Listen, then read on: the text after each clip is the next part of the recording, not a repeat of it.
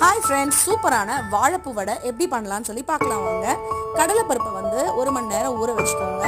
நல்லா ஊற வச்சிட்ட பிறகு அதை தனியாக எடுத்து அதில் வந்து சோம்பு, அதுக்கப்புறம் வந்து என்ன சொல்கிறது, பெருங்காயம், கொஞ்சம் இஞ்சி பூண்டு போட்டுட்டு கொஞ்சம் உப்பு போட்டுட்டு கொஞ்சம் ஒரு கிரைண்ட் பண்ணி ஒன்றும் பாதியமாக அரைச்சி எடுத்துருங்க. அதுக்கப்புறம் நம்ம வந்து கட் பண்ணி வச்சுருக்க வெங்காயம், பச்சை மிளகா, கொத்தமல்லி, கருவேப்பிலை, அதுக்கப்புறம் நம்மளோட வாழைப்பூ போட்டுட்டு சூப்பராக நல்லா மிக்ஸ் பண்ணி எடுத்துகிட்டு காரமும் உப்பும் எப்படி இருக்குன்னு பார்த்து கொஞ்சம் அட்ஜஸ்ட் பண்ணிக்கோங்க. அப்புறம் ரவுண்டாக பால் மாதிரி பண்ணி செப்பரேட்டாக வச்சுருங்க. அப்போ தான் உங்களுக்கு வந்து அந்த ஈரப்பதம் இருக்காது, நம்ம வந்து கிராக் ஆகாது வடை சுடும்போது. அப்புறம் நம்ம ஒரு கையில் வந்து எண்ணெய் தேய்ச்சிட்டு அப்புறம் இந்த பால்ஸை எடுத்து அழகாக ரவுண்டாக தட்டிட்டு வடை சுட்டு எடுத்துட்டோன்னா சூப்பரான வாழைப்பூ வடை ரெடி ஆகிடும். பசங்களுக்கு பண்ணி கொடுங்க. வாழைப்பூ வந்து பிடிக்காதவங்களுக்கு கூட இந்த வடை பண்ணி கொடுத்தீங்கன்னா ரொம்ப டேஸ்டியாக சாப்பிடுவாங்க. தேங்க்யூ ஸோ மச் ஃபார் வாட்சிங் மை வீடியோ. மீண்டும் ஒரு நல்ல வீடியோவில் உங்கள் எல்லாருமே பார்க்குறேன். பாய்.